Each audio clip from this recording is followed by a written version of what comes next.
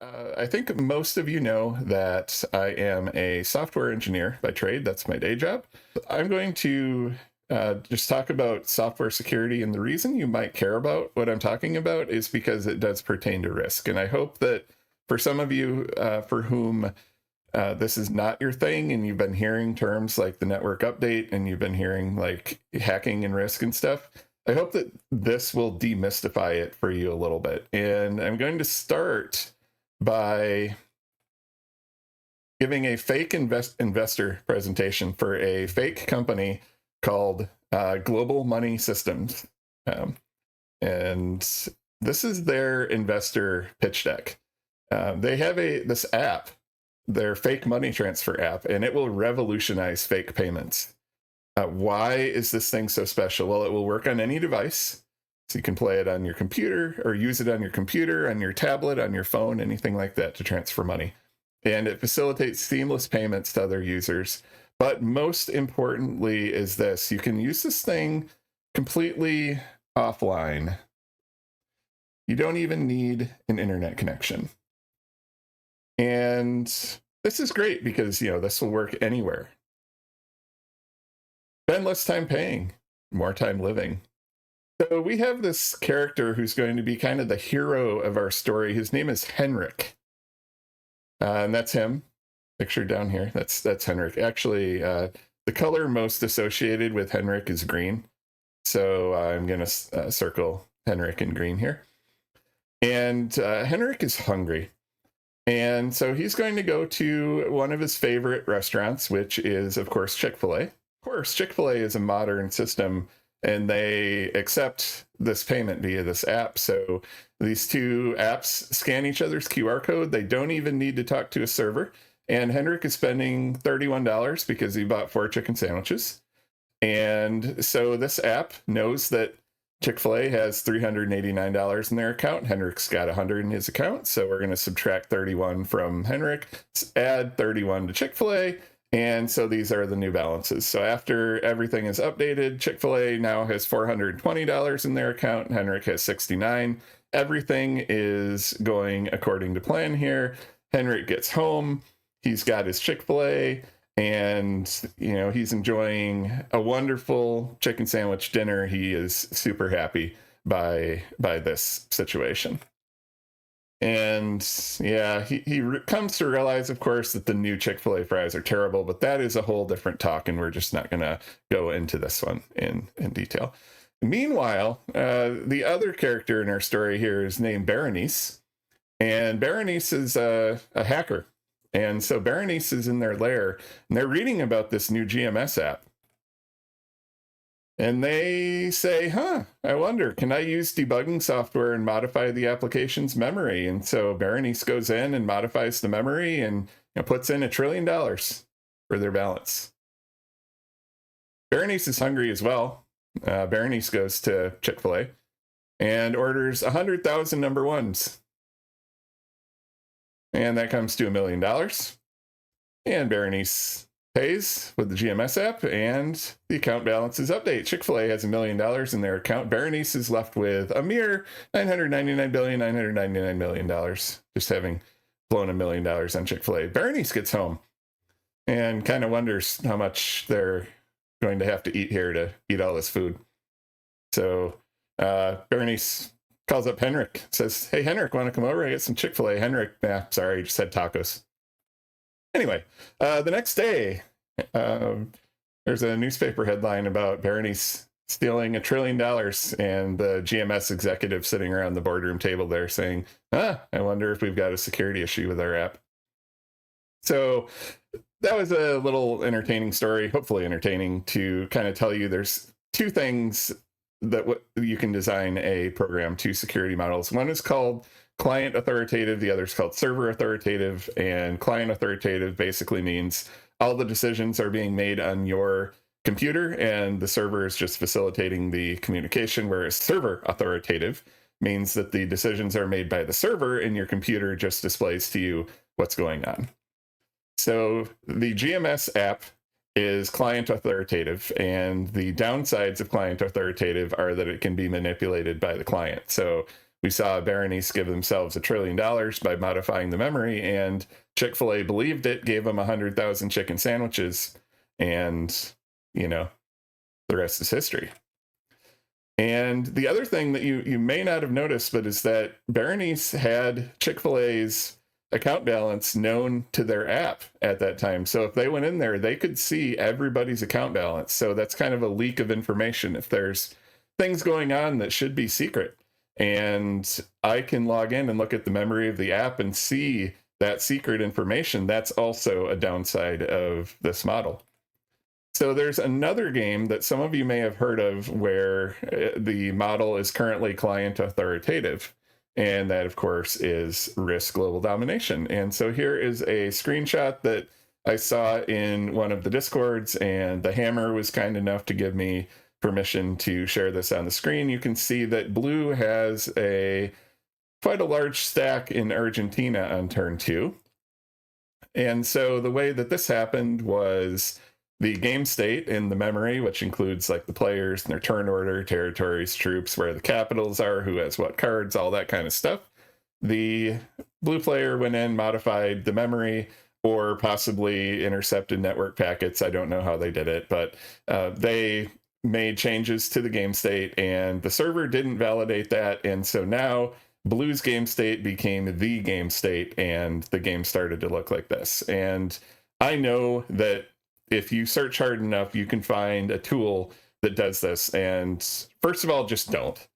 Like, seriously, it's silly. You're going to cheat in a board game. But really, here's the other thing I want you to think about. How trustworthy do you think somebody is that's going to make a hacking tool that hacks the Risk game state? What else are they going to put in there?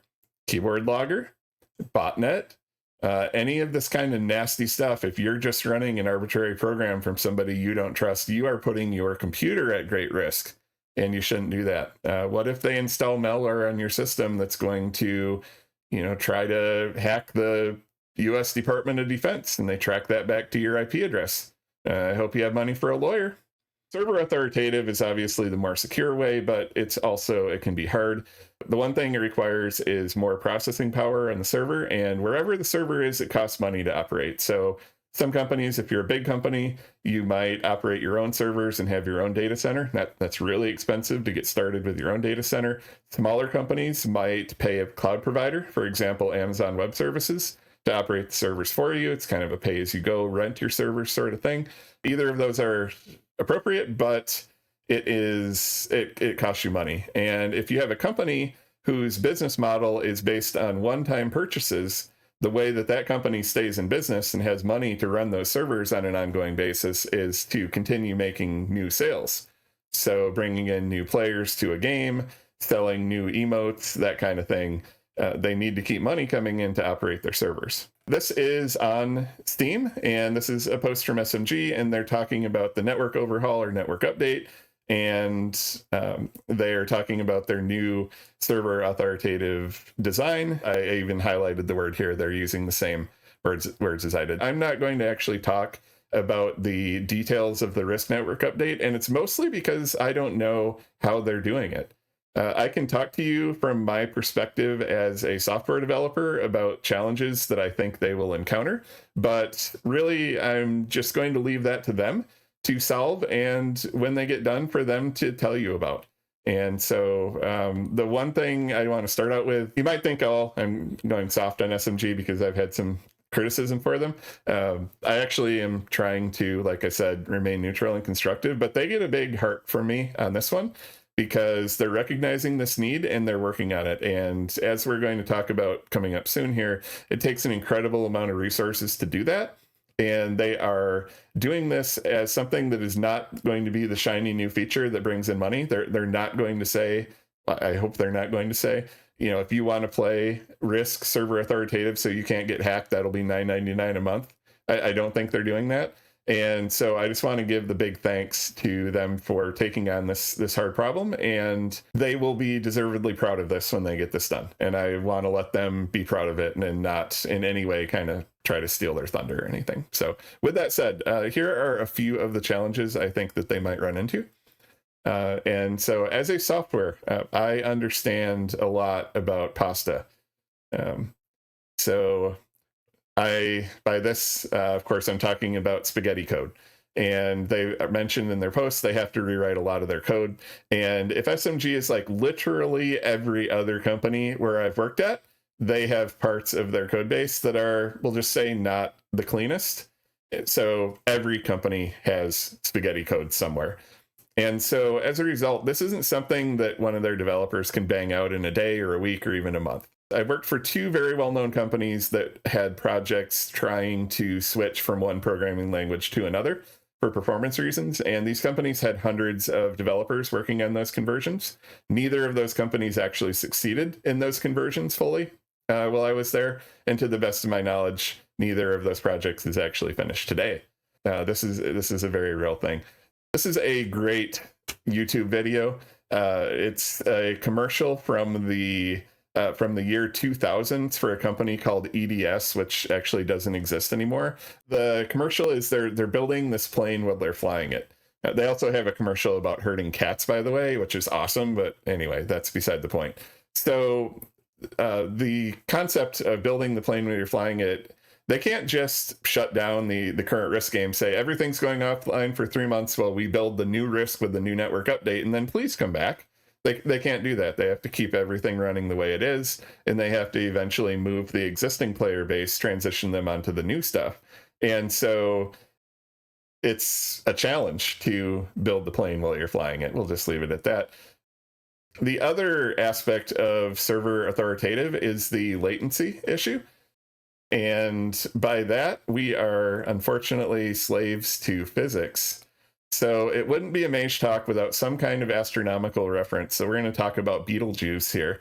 If you look in the sky from the late autumn to the early spring, you see Orion in the sky.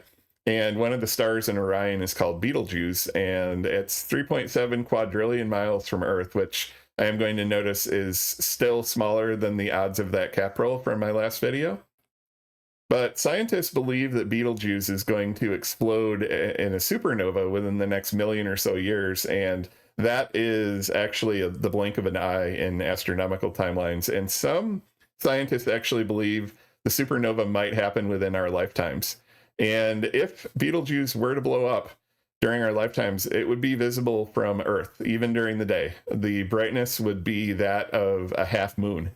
So what happens? Let's say Betelgeuse, it explodes right now as we're talking. What happens?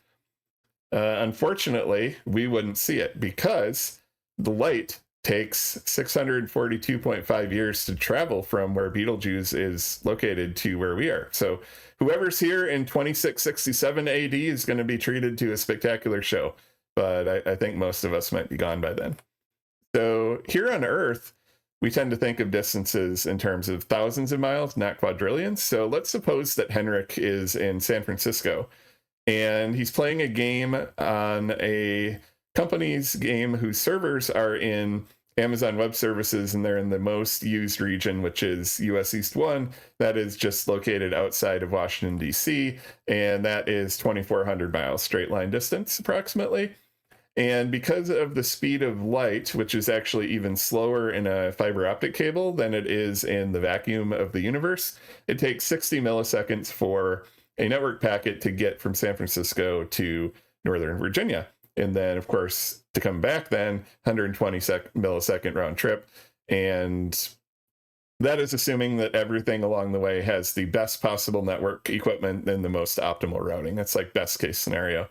And so let's assume that Henrik is playing Risk and the new network update is in place and the dice rolls are actually happening on the servers now instead of in the Risk client.